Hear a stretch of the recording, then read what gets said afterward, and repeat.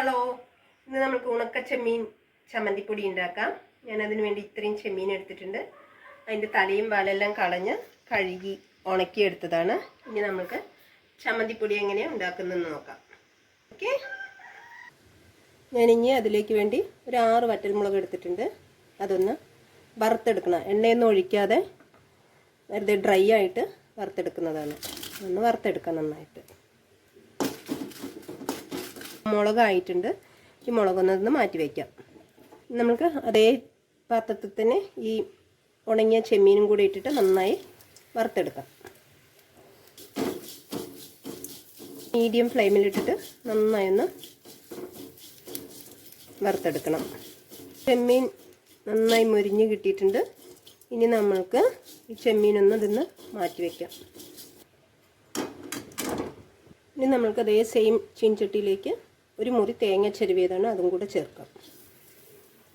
ഒരു 10 ചെറിയുള്ളി നടുവേ പൊളിച്ചെടുത്തതാണ്, അതിടാം.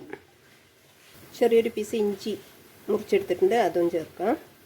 കുറച്ച് കറിവേപ്പില, പിന്നെ വാളൻപുളിയാണ് ഇത്രയും എടുത്തിട്ടുണ്ട്. ഇതിങ്ങനെ നമുക്ക് ചെറുതാക്കിയിട്ട് അതിലേക്ക് ഇട്ട് കൊടുക്കാം.